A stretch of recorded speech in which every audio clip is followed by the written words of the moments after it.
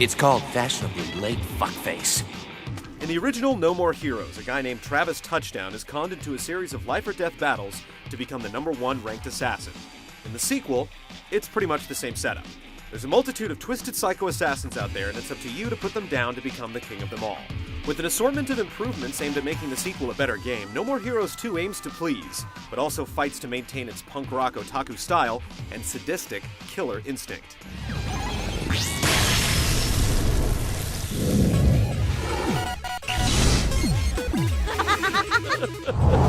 Fucked up assassins working with fucked up agents. Huh. Doesn't get any better than this. So what's the motivation behind this desperate struggle? Travis's friend Bishop is brutally murdered by lackeys of the evil corporate giant Pizza Bat. Bishop!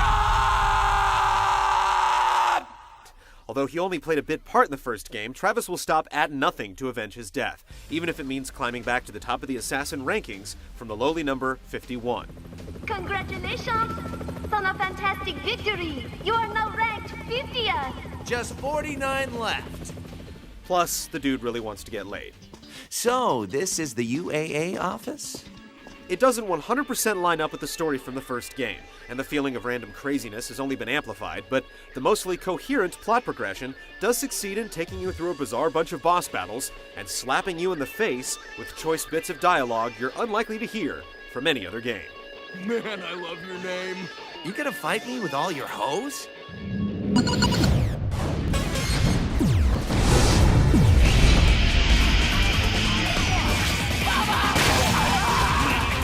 The first No More Heroes put you in a desolate town with nothing to do but work menial jobs and kill people.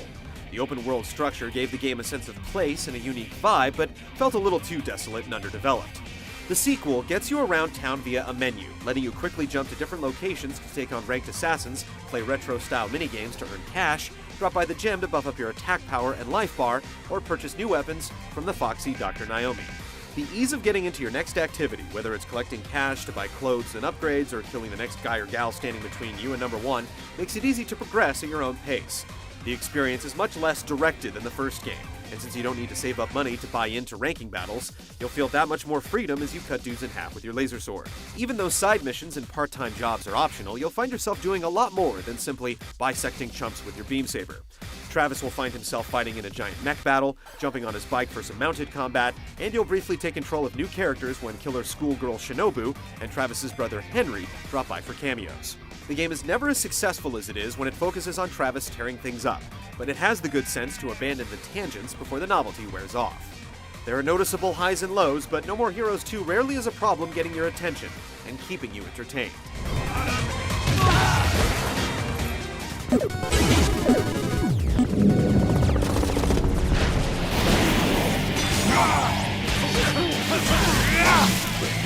When it comes down to the actual mechanics of killing, Desperate Struggle is perversely satisfying. You can use the classic control pad if you like, but the Wiimote nunchuck combo is the preferred option, letting you use the button and stick for Travis's basic actions, and withholding the waggle for show-stopping finishing moves. Boss fights are a big deal in No More Heroes 2, just as they were in the first game, and you can expect a lot of variety in your opposition. Unique situations and methods of attack make each ranked assassin feel original, and while not every battle measures up, the title fights are easily the high points of the game. Not that carving up the goons that serve as appetizers before the main course isn't cathartic and enjoyable. Despite the fact that you'll have to recenter the camera frequently, and you'll sometimes feel that the waves of generic thugs may never stop rolling in, charging up power attacks, dodging, dizzying, and dealing out death blows is fun on a very basic level. While everybody is equally susceptible to lethal sword slashes and lucha libre takedowns, different types of enemies require slightly different approaches. The weapon you choose gives your fights a distinct tempo, helping keep combat a few steps above mindless button mashing. Like many other elements of the game, an ecstasy meter represented by a fire-breathing tiger and a slot machine that starts spinning on every kill are weird, abstract, and largely unexplained, but still awesome. A full ecstasy meter lets you go into slash-crazy hyperdrive, while getting lucky with the slots might turn Travis into a tiger so he can maul panicking enemies. Basically the No More Heroes equivalent of Pac-Man eating a power pellet. When you're in the mood for something less violent, the assortment of 8-bit style minigames is fairly impressive in its own right. Some of the games are good enough to warrant some playtime even if you weren't earning cash by playing them. and they're another piece of evidence that the game's developers are masters of their own eccentric style.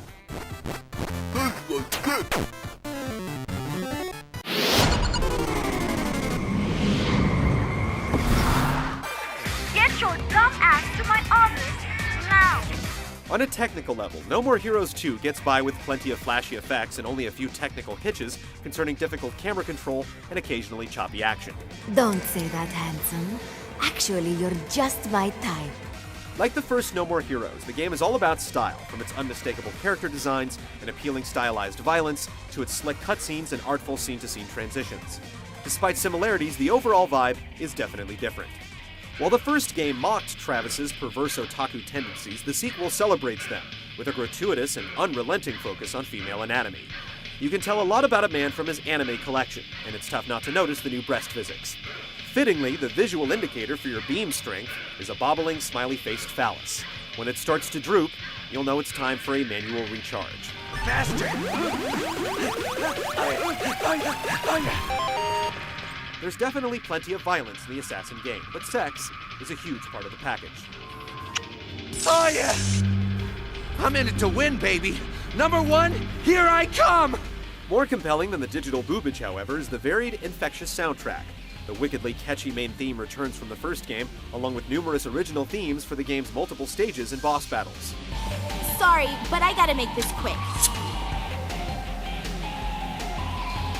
Even the various retro beats pack an impressive, stylish punch.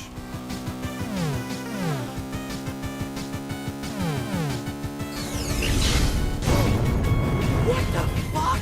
No More Heroes 2 desperately wants to be played, giving players a quick but fashionable menu, and upping its number game with more enemies, more bosses, more playable characters, and more weapons.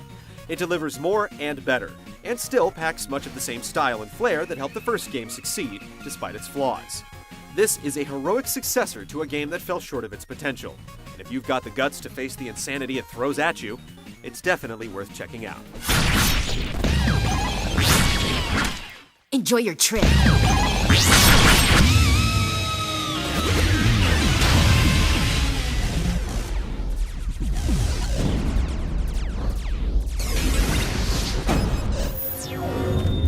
On to the next one.